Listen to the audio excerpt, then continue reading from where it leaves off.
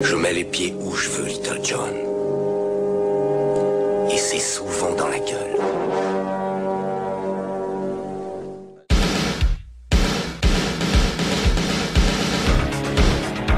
Je connais le kung-fu. Prouve-le-moi. Quatrième cap. Le petit dragon accroche sa proie. Et avec sa queue, il frappe. Bien joué. Mais une brique ne rend jamais les coups. Bonjour à toutes et à tous et bienvenue dans ce 6e épisode de High Kick dans ton podcast, le podcast qui met les pieds où il veut et c'est souvent dans les oreilles. Et comme à l'accoutumée, mon poteau Seb m'accompagnera tout au long de cet épisode. Alors déjà, comment vas-tu mon cher Seb ? Eh ben salut Jazz, salut les auditeurs, je suis très content. On est déjà au 6e épisode. Purée, ça passe super vite et on a toujours un énorme kiff de faire ces épisodes ensemble. Parce qu'on est aussi entre le très sérieux, on en prend plein les yeux, et puis on est aussi sur des trucs un peu plus compliqués, on va se le dire. Là, on sort quand même de 2 super films, et ça y est, on repart sur un film un peu plus moyen, voilà. Ouais. Ah bah c'est vrai que par rapport au combat de maître, là on est au niveau -2. Non, moi je dirais que c'est au-dessus. Non, je déconne, faut pas déconner. Non mais c'est cool en tout cas. Alors avant de commencer cet épisode en réalité virtuelle, on va répéter le concept. Donc on a choisi un film d'arts martiaux dans lequel on va revenir sur une scène qui est pour nous emblématique et qui à elle seule mérite qu'on s'intéresse au film. Bien évidemment, au préalable, on vous parlera du film, de l'art martial pratiqué par le comédien ou la comédienne, du casting, des anecdotes et on vous donnera notre avis. Bon mon cher Seb, aujourd'hui on tape fort et on va discuter d'un nanar qui on peut dire a surfé sur la réalité virtuelle des années 90. Ah ouais. On va vous parler de Virtual Kickboxing de Zal Dalen. Et tout de suite, la bande-annonce.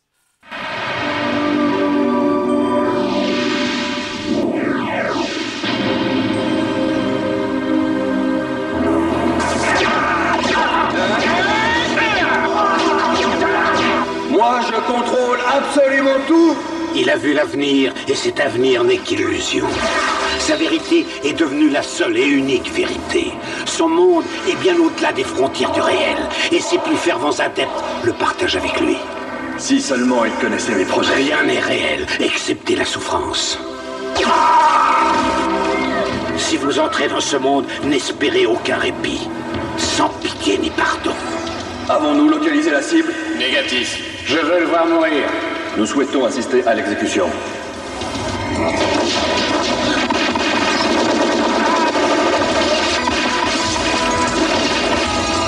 C'est lui. Tuez ce type. Tuez-le. Cette zone est hors limite. J'appelle la sécurité. Le nouvel ordre des choses doit changer de l'intérieur.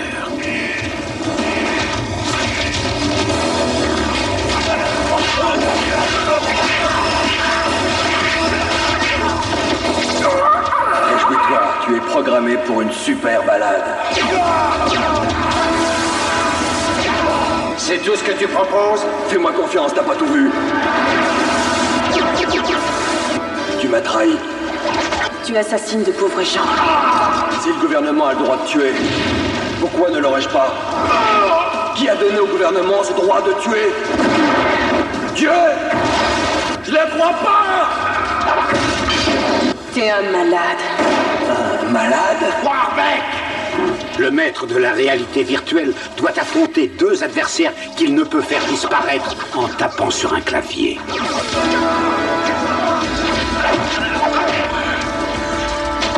Trouvez-les-moi! Je suis venu t'arrêter. Il faudrait d'abord que tu me trouves. Je t'emmène avec moi et tout de suite. Maintenant, ils font tous partie de la même réalité.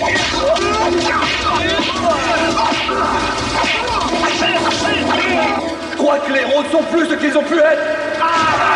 Sans pitié ni pardon. Billy Blanks, Jalal Merhi. Sans pitié ni pardon. Prochainement sur votre écran. Alors Virtual Kickboxing, qui est pardon, désolé, mais c'est très drôle. Il a plein de connu noms, faut le aussi, dire. Ouais. non mais qui est connu aussi sous le titre de Sans pitié ni pardon, mais aussi Expect No Mercy Qui est son titre aux VO. USA. Ouais. Ah ouais, est sorti en VHS en 1995. Donc le long métrage met en vedette certaines grandes stars des direct-to-vidéo des années 90, dont Billy Blanks et Jalal Merhi. On retrouve aussi Wolverson, qui en fait est le héros de la série Tarzan, mais aussi un peu plus tard il sera l'un des deux principaux protagonistes de la série Los Angeles Heat. Bref, mon cher Seb, peux-tu nous parler de ce film ? Ouais, par où commencer ? C'est notre deuxième nanar, on peut le dire. On a commencé par un très très gros Diffity Ball qui était juste à mourir de rire. Alors lui, là, il a le label nanar aussi, ça, je pense que les copains de Nanarland pourront nous le confirmer. Mais il est quand même, on va se le dire tout de suite, il est quand même un peu moins fun, mais on va en parler tout à l'heure. Alors, de quoi parle Virtual Kickboxing ?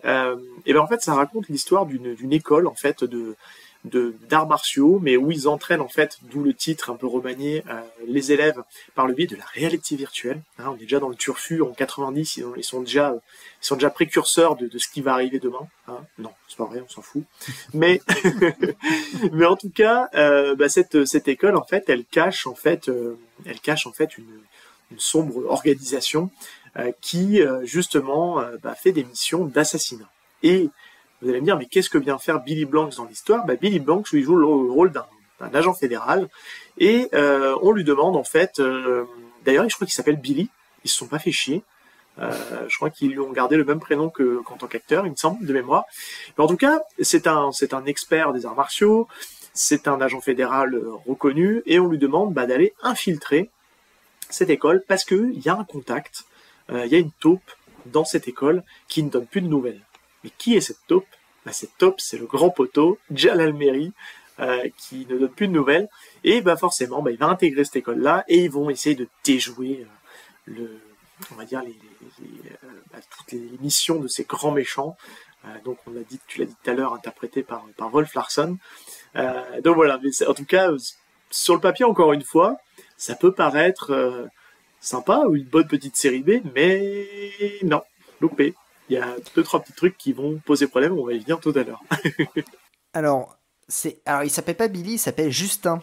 Ah, c'est Justin, oui, c'est ça. Ouais, oui, c'est vrai. Et en fait, non, mais parce que on saura après pourquoi il s'appelle Justin. Il y a une petite particularité. Pourquoi il a un nom assez, il a un prénom et un nom français. Voilà. Ok, on va très bien. Donc, bien évidemment, Virtual Kickboxing fait partie de la mouvance de ces films d'arts martiaux à petit budget, sorti en VHS ou en circuit limité. Ah oui, parce que rappelons que Virtual Kickboxing est sorti au cinéma au Canada. Voilà. En circuit limité, certes, mais il est quand même sorti au cinéma. Ah oui, ouais. Et comme par exemple Talon of the Eagles, TC2000 ou encore Expect to Die. Et si, bien évidemment, on name drop ces titres, c'est parce qu'ils ont été produits par un homme. Un seul. Voilà. Alors, mon cher Seb, nous allons rentrer dans une phase assez sombre du podcast. Oui. Nous allons parler du Steven Seagal de Beyrouth, le bijoutier adepte de la tatanerie qui aurait aimé devenir la grande star des arts martiaux.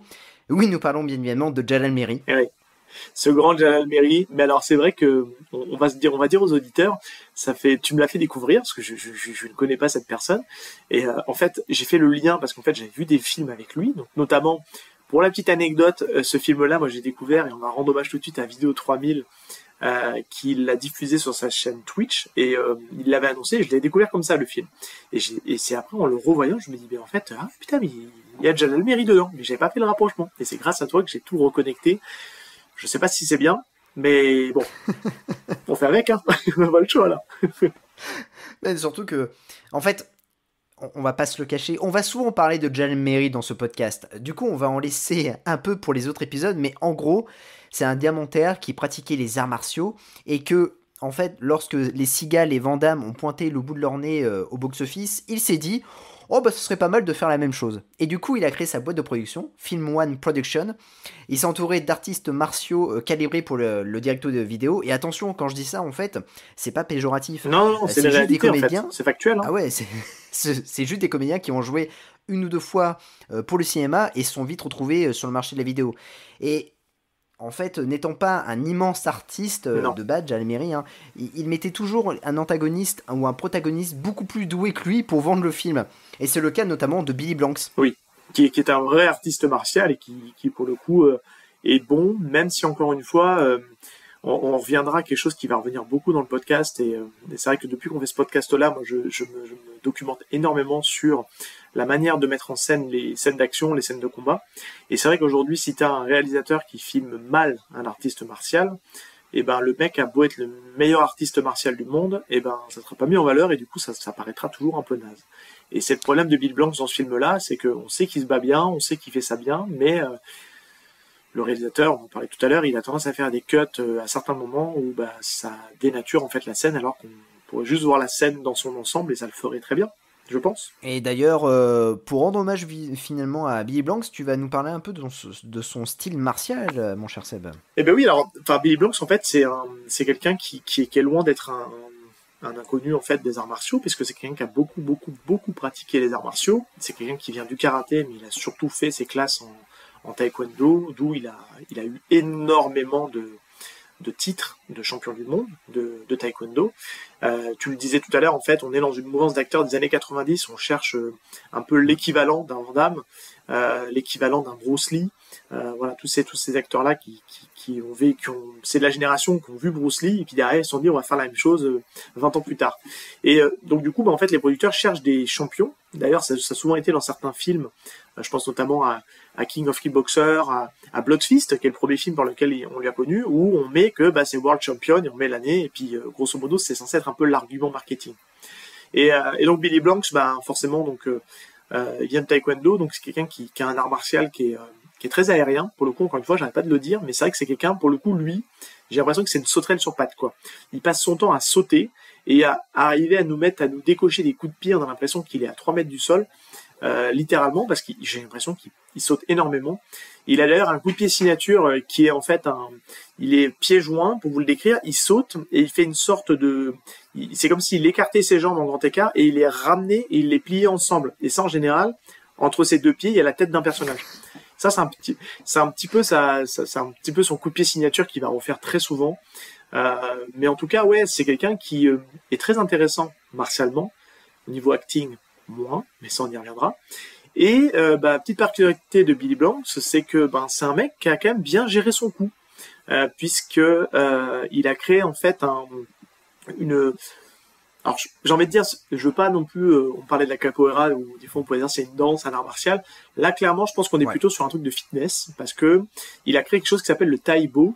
Donc c'est le raccourci en fait de taekwondo boxing. Donc c'est un mélange de taekwondo et de boxe, mais on retrouve un peu des coups du karaté dedans. Et c'est quelque chose qu'il a développé pour le fitness. Donc c'est en fait, vous faites des mouvements d'arts martiaux sur de la musique. Pour ceux qui ont peut-être pratiqué ça, pour ceux qui viennent du karaté, il y a eu une époque où on a créé quelque chose qui s'appelait le body karaté, qui était en fait des mouvements de karaté traditionnels sur de la musique un peu rythmée, un peu techno. Et puis c'est quelque chose qu'on retrouve de plus en plus dans les salles de fitness, qui peut avoir le nom de body combat, ou après j'ai envie de dire, selon les franchises et selon les différentes salles de fitness, ça peut prendre un nom différent, mais grosso modo, c'est de faire des arts martiaux dans le vide, faire ce qu'on appelle un peu du shadow boxing, on donne des coups dans le vent, sous de la musique. Et ça, lui, en fait, il a développé ça, et il a créé, il donne des cours, et il a fait un vrai business autour de tout ça, puisqu'il a mis ses cours en vidéo, et il s'est fait un paquet de thunes, quoi. Je sais pas si tu veux préciser, mais il s'en est fait, des couillons, on va se dire. La première année de son activité, il a vendu 1,5 million de cassettes vidéo. C'est énorme. Voilà. C'est énorme. Billy Blanks, voilà.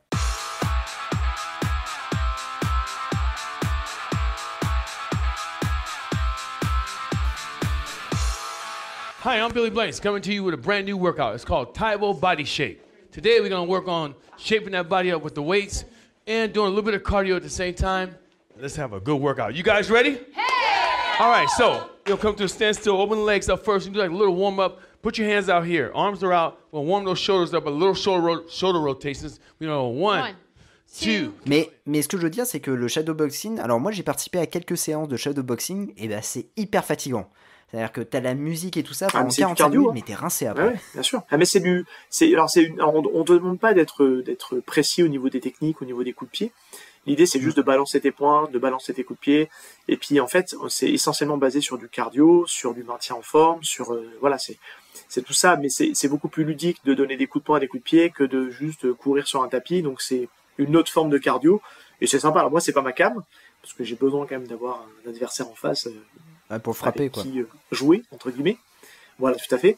Mais c'est vrai qu'il a cartonné là-dessus. Il a même une chaîne YouTube qui marche quand même plutôt bien. Alors les dernières vidéos marchaient un peu moins bien, mais de mémoire, j'avais un peu regardé. Il a quelques vidéos qui ont passé le 1 million de vues. Donc tu te dis, bon, même s'il fait plus de films, peut-être plus trop, il a quand même bien réussi sa fin de carrière. Ouais, et puis en plus, il a joué dans pas mal de films, de grands films, hein, en tant que guest star, parce qu'il est vraiment connu aux États-Unis. Il a joué avec Adam Sandler, par exemple. Et aussi, il a joué dans un film des années 90, un film hyper culte. Oui, avec un certain Stallone et un certain Kurt Russell. Alors oui, il y a ce film-là. Il a joué dans Tango et Cash, en effet. Mais il a joué aussi un rôle emblématique. Ah oui. Ah, je croyais que tu me parlais dessus. Mais il est des années 80, celui-là. Autant pour moi. Ouais. Si je te dis Bruce Willis. Bruce Willis. Dans les années 90 ? Ouais. Ah, il est dans le Die Hard 2 ? Pas dans Die Hard 2. Il est dans Le Dernier Samaritain. Oh, ok. Il joue le footballeur américain qui se suicide au début du film. Ah, est-ce qu'il joue bien ? Parce que j'ai pas de souvenir de lui dans ce film. Ah en fait, il joue vraiment 5 minutes, c'est-à-dire que on le voit, il se prépare dans les vestiaires, et après il court le ballon, et il tue tous ses adversaires parce que du coup il a un flingue, et à la fin il se tire une balle dans la tête. Okay, mais les quelques minutes où il joue, tu te dis, ah putain, mais ça peut être potentiellement un bon acteur, quoi. Ouais, bien dirigé, quoi. Voilà, mais là, tout à fait. C'est pas le cas. Notamment, avant de donner notre avis, en fait, on va parler un peu de Zal Dalen, qui, en fait, concrètement, je crois que Virtual Kickboxing est, en gros, son meilleur film. T'es en train de me dire que c'est son chef-d'œuvre à lui, c'est ça ? C'est son chef-d'œuvre à lui. Écoute, c'est très facile. C'est un mec qui est, à la base, réalisateur de séries télé. Il a réalisé notamment des épisodes de 21 Jump Street. Il a réalisé des épisodes de Street Justice avec Carl Weathers. Oh. Et il a réalisé aussi des épisodes de Kung Fu, la légende continue. La suite après David Carradine, du coup. Ouais, c'est ça, tout à fait, ouais. Ouais, d'accord, ok. Donc après, oui, bien sûr, il a aussi réalisé des épisodes d'un flic dans la mafia. Enfin, c'est un mec, à la base, qui est un réalisateur de séries télé. Et puis mais ça se voit, on va se le dire, ça se voit dans la manière de filmer Expect No Mercy, Virtual Kickboxing. Bon, il va falloir qu'on s'arrête sur comment on appelle ce film quand on le name droppera. Mais en tout cas, ça se voit, c'est très plan-plan, quoi. On se fait un peu chier, quoi. Mais on va pas déflorer le truc, mais ouais, ça, je le comprends. Et c'est un réalisateur, en fait, canadien. Et en fait, on va pas se le cacher, Virtual Kickboxing, comme la plupart des films produits par Jal Merry, ça a été tourné la plupart du temps au Canada. Mais aussi un petit peu aux États-Unis. On en reparlera un peu. Après, puisqu'il y a certains décors où Jal Merry s'est servi un peu de son réseau pour réaliser certaines scènes, mais concrètement c'est les films qui ont été produits par Jal Merry. Alors l'avantage de ces films là, c'est qu'ils ont eu en fait une sortie au Canada dans des grands complexes, mais c'est en circuit limité, ouais. D'accord. Et il y a quelque chose pour revenir sur le casting qu'on n'a pas dit. Il y a quand même 2 personnes qu'on n'a pas citées au tout début de l'épisode. Il y a déjà, faut le dire, je terminerai par le meilleur, ou la meilleure plutôt. Il y a le frère de Billy Blanks qui est dans ce film, qui est Michael Blanks, qui est d'ailleurs très perturbant parce que on en parlera au début du film. Ça m'a mis un doute. Je vous expliquerai pourquoi après dans mon avis sur le film. En tout cas, il joue le rôle d'un antagoniste, il joue le rôle d'un méchant. Clin d'œil. Vous savez, le principe de vous mettre un fusil de Tchekhov quelque part. Je vous parle de ça, c'est pas pour rien. Voilà. Je le garde pour après, ça va peut-être servir pour après. Attention, clin d'œil. Mais surtout, j'étais très surpris à l'époque de voir une actrice, et la première fois que je l'ai vue, je me suis dit, je la connais, elle.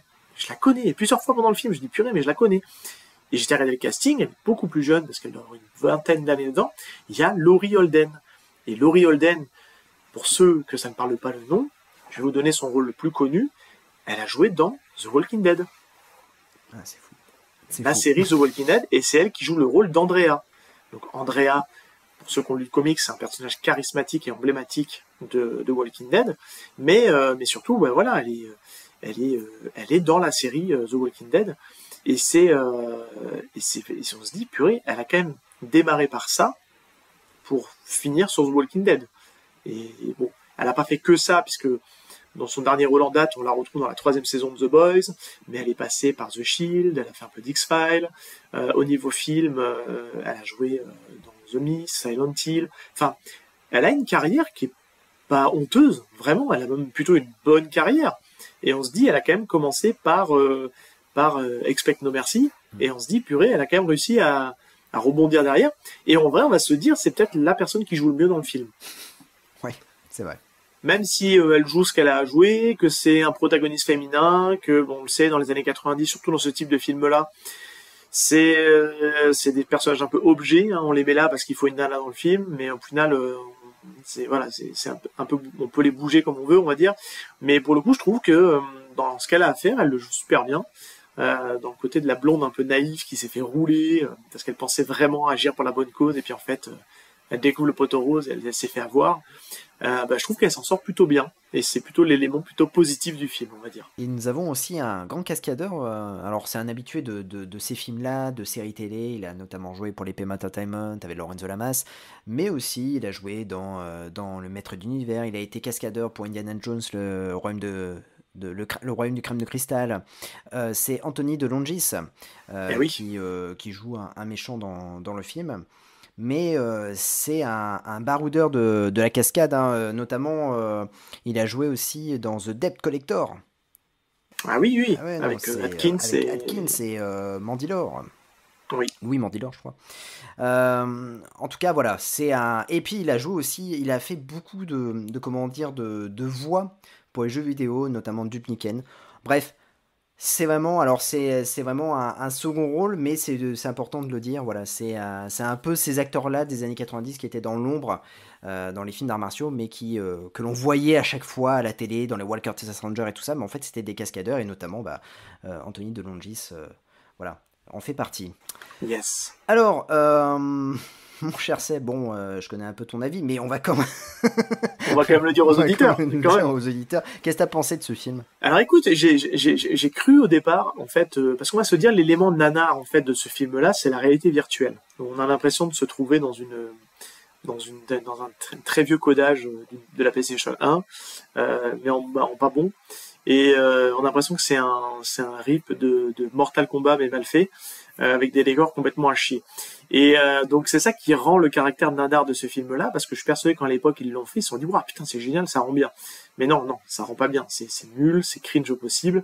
Et puis vous rajoutez à ça le jeu d'acteur qui est quand même assez catastrophique. Et mais pour autant le film démarrait pas si mal, parce qu'en fait la première scène en fait c'est une mission justement de ce groupuscule terroriste là qui fait des missions d'assassinat. Et on se dit, ça démarre pas si mal. L'image est plutôt correcte. Là, on sent que le truc est assez bien monté, assez cuté. Et c'est là où je te disais que j'ai dit, putain, mais il se bat comme, c'est pas Billy Blanks, mais il se bat comme Billy Blanks. Et en fait, ouais, c'est perturbant parce que t'as un des personnages de la team qui fait le commando. Il y a un mec qui se bat comme lui, qui a les mêmes coups de pied, qui saute pareil. Et je dis, purée, mais c'est pas lui pourtant. Il me semblait pas qu'il ressemblait à ça. Et en fait, non, j'ai appris après que c'était le frère de Billy Blanks. Donc c'est assez rigolo, mais au final alors j'ai pas eu le côté, alors je vois le côté très nanar du côté très ridicule des scènes de combat et du côté très jeu vidéo et que en fait ça marche pas. Donc là je le vois le côté très raté et loupé, mais j'ai quand même beaucoup moins rigolé que sur Undefeated Ball qui là pour le coup j'ai explosé rire du début jusqu'à la fin. J'ai ressenti quand même pas mal de longueur. Le film est assez long, même s'il fait 1h30, je crois, 1h40. Il y a quand même des grosses longueurs. Les scènes de baston, elles sont tirées en longueur, elles sont pas intéressantes. Mais malgré tout, ça vaut le coup d'être vu, parce qu'en fait, tout le côté réalité virtuelle est quand même assez quand même pourri. Et c'est vrai que bon, tu te dis, purée, mais ils ont pas l'impression d'être ridicules à jouer à ça. Et même, tu vois, quand tout l'attirail qui leur pose sur la tête pour faire style, on va vous mettre... Tu sens que c'est bricolé, quoi. Et c'est censé être une organisation qui a quand même de la thune, quoi. Ouais. Et, mais c'est perturbant, c'est dommage, parce qu'en fait, quand t'arrives dans l'école, tu vois qu'il y a énormément de figurants, en fait, dans ce film. C'est impressionnant. Et t'as des figurants qui se battent même mieux que les acteurs. C'est assez dingue. Tu vois des mecs en arrière-plan dans ce film qui ont des coups de pied mais super propres, parce qu'en fait on apprend que c'est une école d'arts martiaux mais qui permet aussi de former grâce au virtuel. Mais tu vois des pratiquants de karaté, tu vois des pratiquants de kung-fu, tu vois des gens qui manient le bâton, tu vois, enfin tu vois différents styles d'arts martiaux représentés, tu vois du taekwondo, enfin, et t'as des gens en arrière-plan, ils te font des trucs, tu te dis mais c'est eux qu'il fallait faire jouer, ou tu te dis mais c'est comme ça qu'il fallait filmer, parce que les mecs ils ont, tu sais, la caméra en fait elle suit le héros principal. Mais du coup, on se permet des fois de regarder en arrière-plan ce qui se passe. Et là, tu vois qu'en fait, les mecs se battent bien et que du coup, s'il avait laissé sa caméra posée sur les mecs à dérouler le coup de pied et à pas le cutter toutes les 5 minutes pour gâcher la scène d'action, il aurait pu faire un film au niveau martial plutôt intéressant. Et je trouve que c'est raté à ce niveau-là. On va parler de la scène qu'on a choisie, mais c'est malheureux. On a un Billy Blanks qui sait normalement maîtriser ses coups. Le réalisateur trouve quand même le moyen de cutter son coup de pied en 2, 3, 4 fois, pour au final, ça rend le truc illisible et qu'il n'y a aucun impact à voir. Mais c'est intéressant de le voir pour le côté raté d'un truc sur le papier qui aurait pu être sympa. Voilà, je m'arrête là pour te laisser reprendre, mais ouais, je me dis, pourtant, sur le papier, ça pouvait être intéressant, mais c'est raté. Ouais, je suis d'accord avec toi. En fait, en vrai, si tu enlèves les effets spéciaux de réalité virtuelle, ce film pourrait tenir la route. Ça peut être une bonne série B. Voilà. Alors il est surtout sauvé par Billy Blanks, qui nous montre que c'est un excellent combattant, et encore, malheureusement, à cause du réalisateur, il le montre pas totalement. Mais moi j'ai un peu plus de mal avec Jalal Merhi, qui a du mal à lever sa jambe et qui est beaucoup moins athlétique que son pote. D'ailleurs, c'est lent. Non mais c'est lent. Non mais c'est lent. Il y a un truc qui est fou aussi. C'est le mec ne fait aucune cascade, et en plus il se fait doubler par un type qui ne le ressemble pas du tout. Donc toutes les scènes où il saute, ce n'est pas lui. C'est ça qui contribue aussi au côté nanar. Ouais, c'est ça. Alors, en revanche, je sais pas si tu es d'accord avec moi, mais en revanche, et je pense que quand on regardera de nouveau des Jalal Merhi, on aura cette même réflexion-là. Moi, je trouve toujours intéressant de voir que Jalal Merhi se donne toujours un rôle pas trop dégueu dans ses productions, et forcément, à chaque fois, en fait, le casting féminin tombe sous son charme. Ouais. À quelques exceptions près, c'est vrai qu'il a des rôles où il est volontairement en retrait parce que soit il est à la réal, soit vraiment il est juste à la production puis il fait un caméo, quoi. Mais quand il joue un rôle à part entière, c'est vrai que je repense à Tiger Close, oui. Où il a le rôle du mec ténébreux sur un bateau. Là, il joue le rôle du hacker qui est un spécialiste de l'informatique et qui est infiltré, et puis qu'au final il y a un crush avec la blonde mignonne. Ouais, c'est-à-dire qu'il se met plutôt pas mal. Mais tu vois, je rebondis juste sur ce que tu disais par rapport à Billy Blanks. Alors oui, il se bat bien, mais ce qui rend aussi le côté très nanar, c'est qu'il en fait des détraquaises, quoi. Ah oui, il est tout le temps en train de brailler. Oh là là, c'est insupportable. Et il finit toujours ses phrases par une tagline, quoi. Tu sais, une catchphrase, je veux dire, il abat le mec, il dit... une punchline, c'est ça. Je sais plus ce qu'il dit parce que c'est complètement débile en fait. Alors on l'a regardé en VO parce qu'on l'a pas trouvé en VF. Mais il termine toujours ses phrases en disant oui, tu as pris mon coup de pied, et tu finis au sol et tu resteras au sol. Enfin toi c'est des trucs complètement débiles quoi. Enfin je sais plus ce qu'il dit mais il finit tout le temps ses combats. Il essaie d'être drôle en fait parce que ce film il essaie pas quoi en foutre.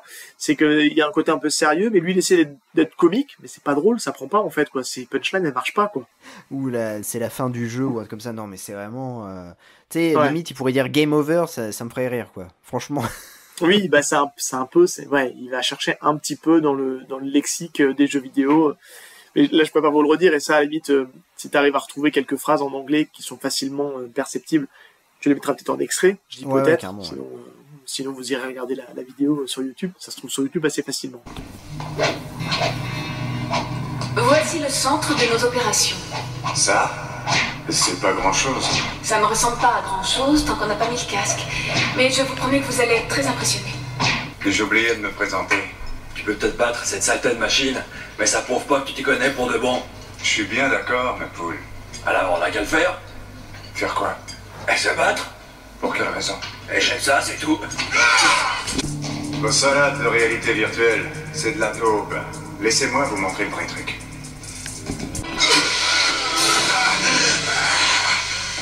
J'ai plus envie de jouer, camarade. Tiens, monsieur réalité virtuelle en personne. Échec et mat. J'ai toutes vos bombes et je vous arrête. Va falloir d'abord me trouver. Qu'est-ce que vous racontez? C'est terminé, vos salades, je vous arrête. Vous n'écoutez pas ce qu'on vous dit. Il faut mettre votre casque. J'ai plus envie de jouer à vos jeux de merde. Fort bien. Je ne suis pas un de tes adversaires, fantoche. Bienvenue au monde des réalités. Et après, on peut dire que bon, ça reste quand même un nanar avec les effets spéciaux catastrophiques, comme tu le disais. Hein, c'est vraiment, concrètement, tout ce qui se passe en réalité virtuelle, c'est quand même bien dégueu. Ça fait penser à une cinématique de PS1. Alors nous sommes en 95, hein, je pense que le film a aussi surfé sur ça. On en parlait au niveau des punchlines, mais oui, l'AVF, hein, ça en donne un cœur joie. Hein.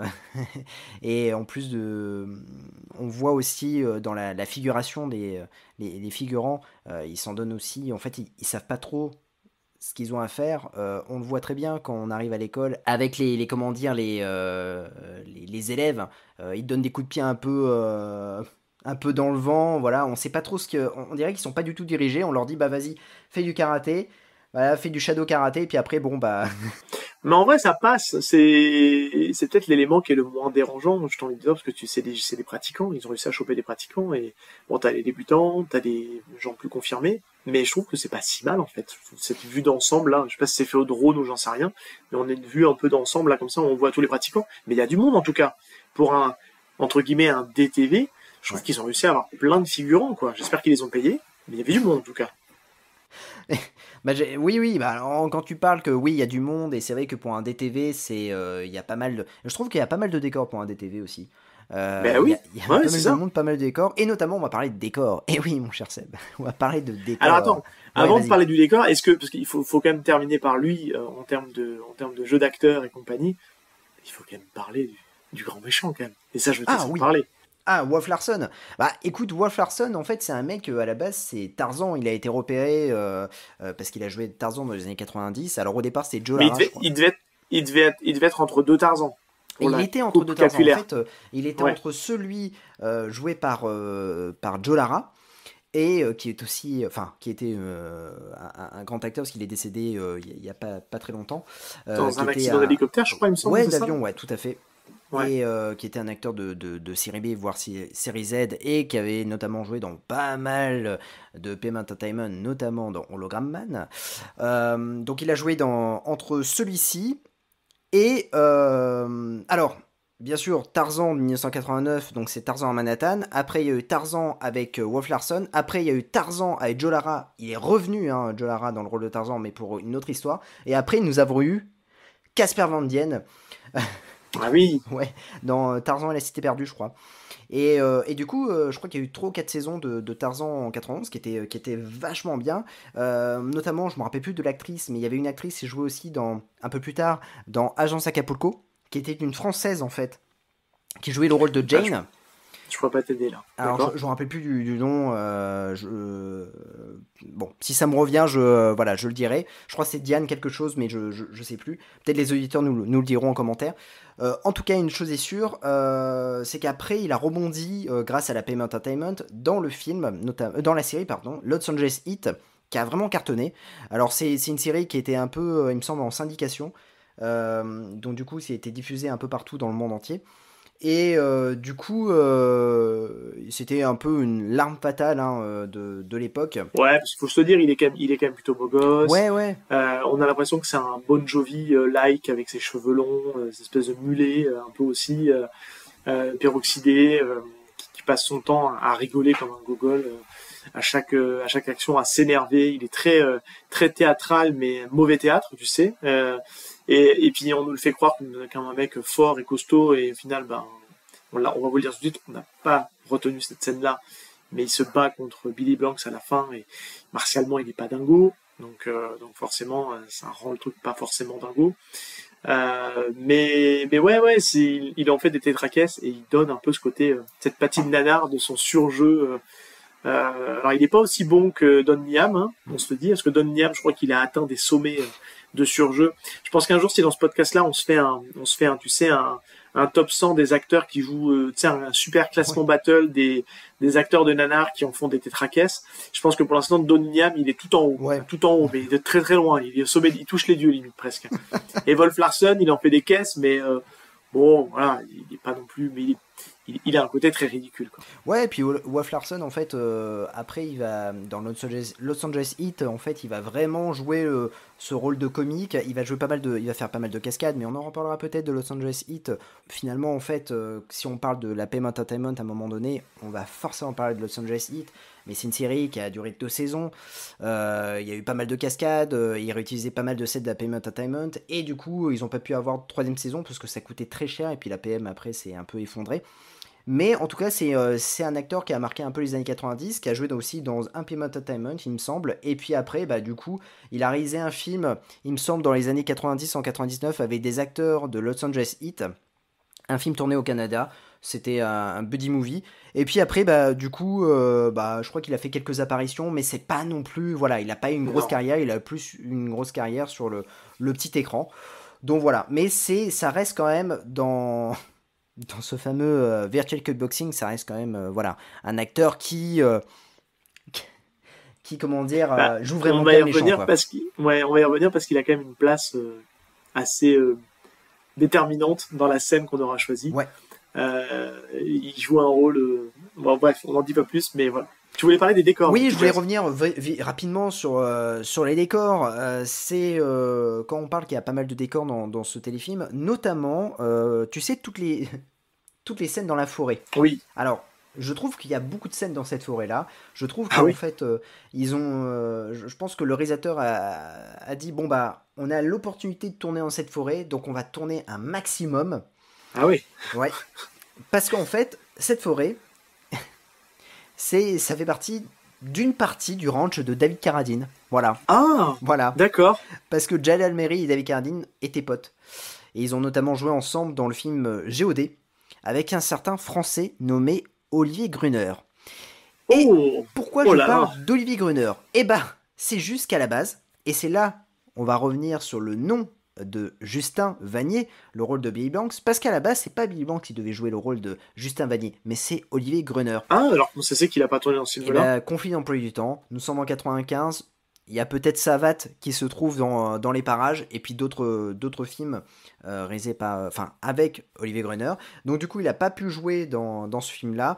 Il rattrapera le coup parce qu'il va jouer dans G.O.D. avec Jalal Almeri, mais en tout cas, pour ce film-là, il ne sera pas dedans. Et un autre acteur ne devait pas apparaître, c'est Wolf Larson qui devait pas jouer le méchant. C'est parce qu'à la base, c'est Gary Daniel qui devait jouer le rôle de ce grand méchant. Et ça aurait eu quand même une... Alors, on est d'accord que... Attention, je mets des balises tout de suite parce que les gens vont tomber dessus sinon. Mais ça reste... tous les noms que tu as cités, ça reste toujours des acteurs de série B, voire même nanar par moment. Mais je me dis quand même, ce film aurait peut-être une autre gueule quand même, avec un Olivier Gruner en acteur principal et un Gary Daniel en méchant. Je me dis, on aurait pu avoir une scène de fin assez anthologique, parce que les deux savent très bien se battre. Donc je me dis, ça aurait eu une autre gueule quand même, mais bon. Ah, je suis bien d'accord. On a d'accord. eu Billy Blanks et Wolf Larson. Ouais, non, mais je suis bien d'accord. Hein. C'est-à-dire que Olivier Gruner et Gary Daniel sont quand même d'un niveau au-dessus que Billy Blanks et Wolf Larson, tout simplement parce que... Alors là, tu parles en acting. En acting, hein. Ouais, pas en art martial, parce que pour le coup, je pense que... Oui, Billy Blanks est quand même, voilà, au-dessus. Mais ce que je veux dire, c'est que il y a quand même... parce qu'ils ont déjà côtoyé le cinéma, ils ont déjà fait pas mal de films au cinéma, les deux. Et donc, du coup, c'est vrai que avoir Billy Blanks et Wolf Larson dans un rôle, et puis bon, même le combat final, je pense qu'on aurait été un peu mieux, quoi, parce que on a quand même Gary Daniel qui est quand même un expert en arts martiaux, mais plus, et un Olivier Gruner qui est spécialiste karaté, mais aussi kickboxing. Oui. Bon, ça aurait pas mal cogné. Il est temps, mon cher Seb, il est temps. Oui, voilà. Je crois qu'il est temps. Il est temps. Ouais. Passons tout de suite à la scène que nous avons retenue. Alors, moi je suis un peu perdu dans cette scène-là, donc je vais te laisser la main, parce que... La patate chaude. Ah ouais, la patate chaude, parce que c'est un vrai bordel.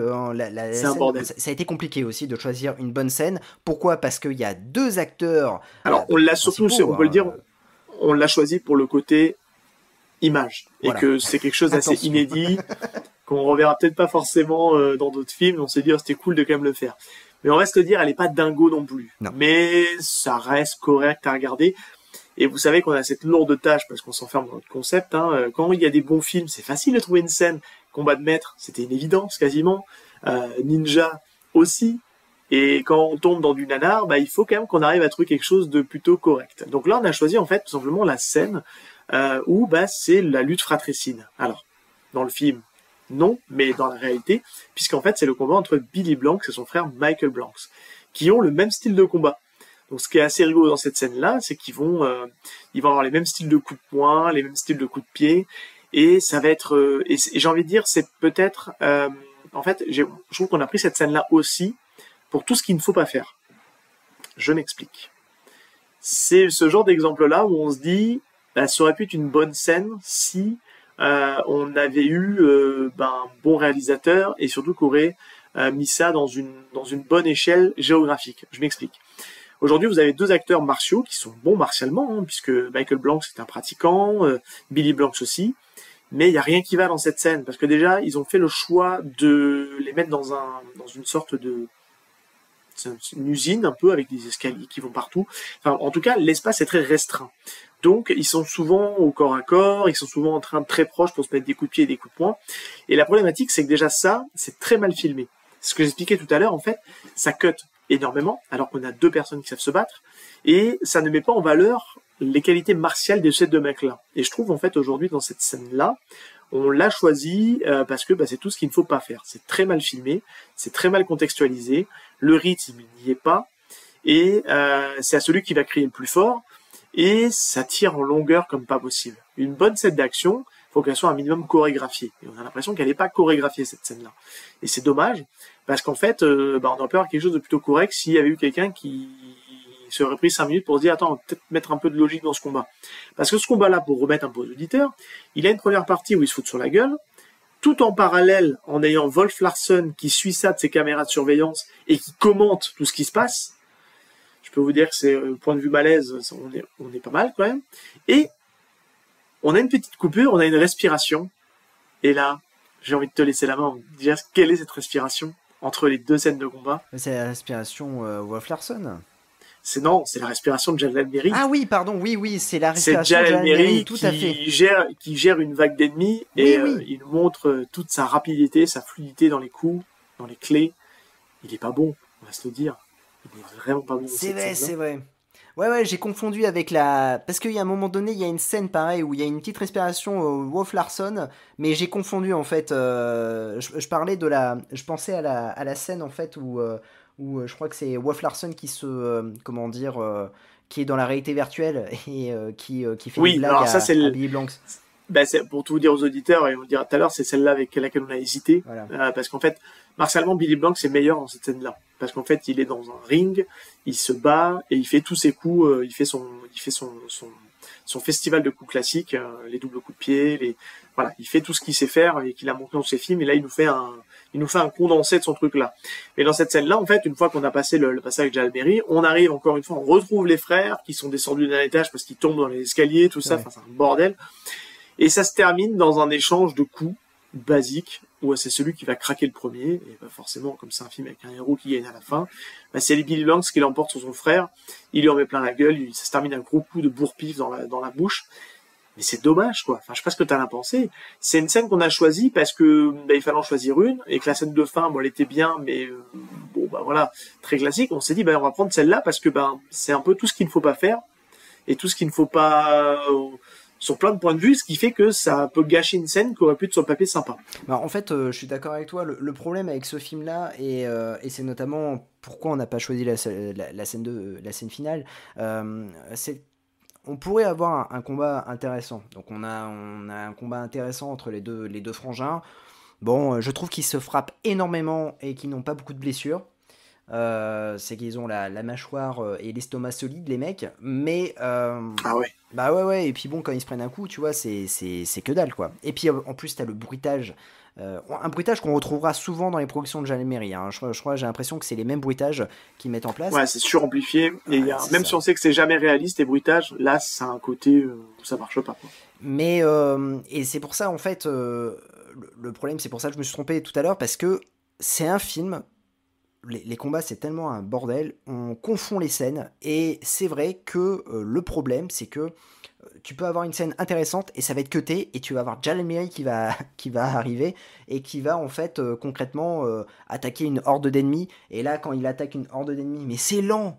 Ouais. Le mec il lève la jambe, mais c'est compliqué. Alors on n'a rien contre Jalal Mirri, bien au contraire, hein. C'est un mec quand même qui non, mais voilà, on sait qu'il a pratiqué un peu le kung-fu, voilà.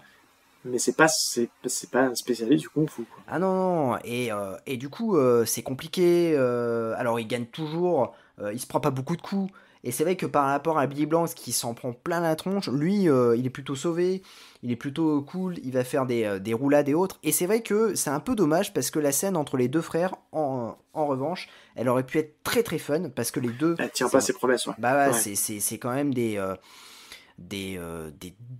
deux combattants mais solides.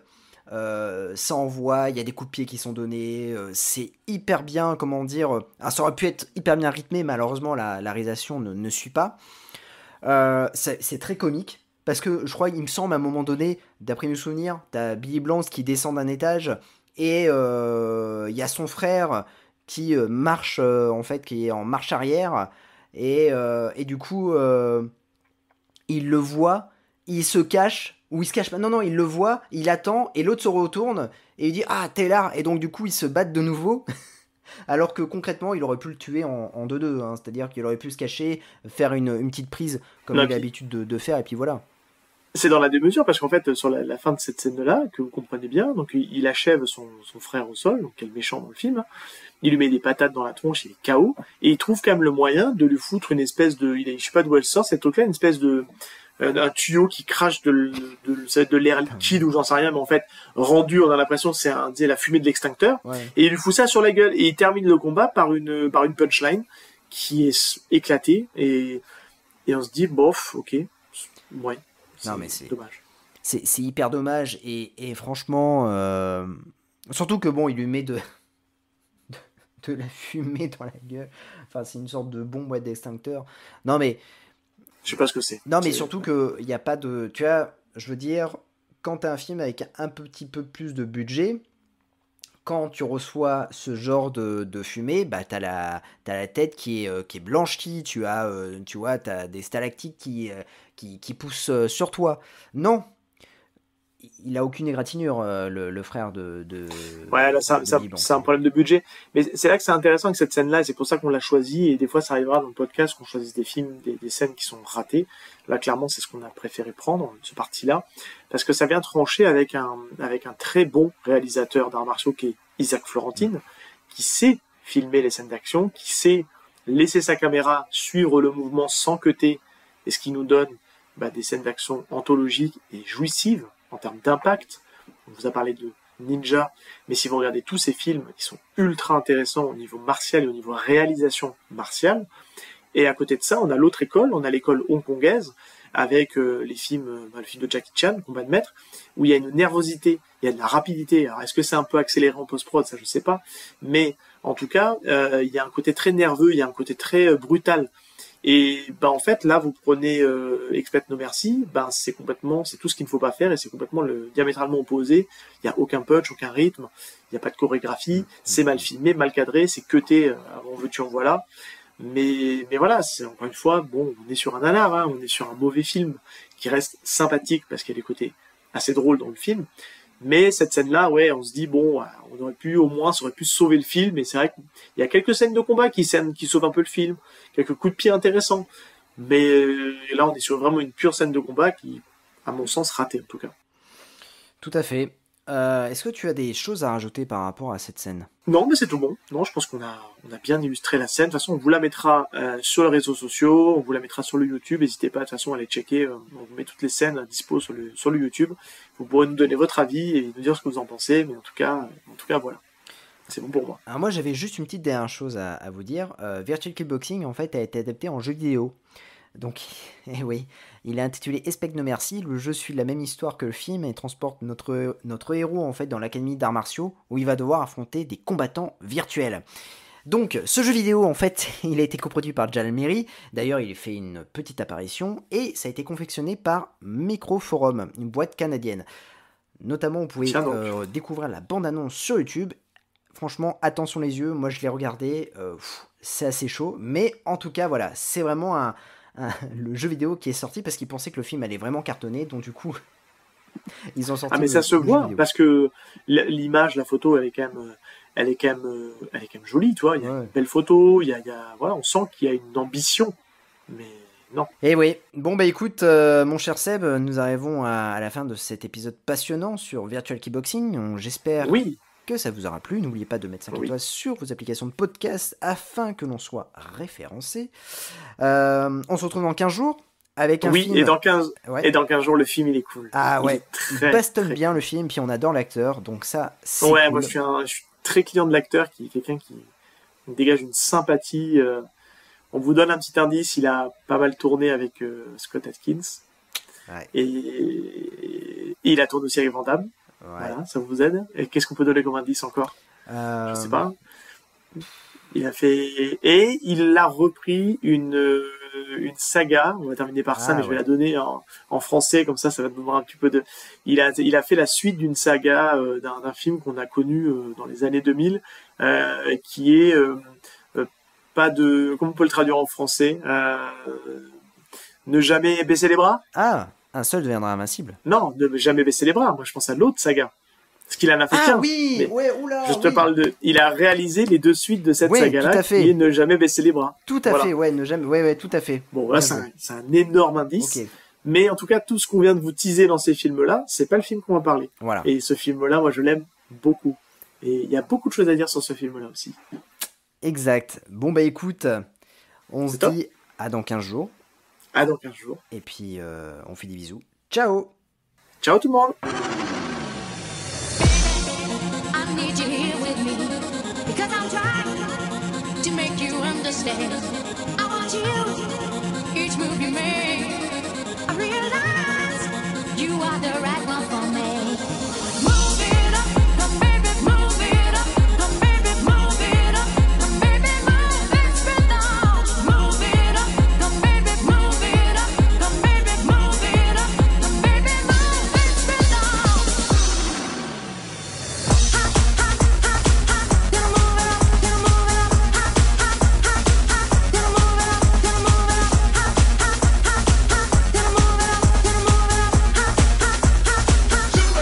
Jamaica.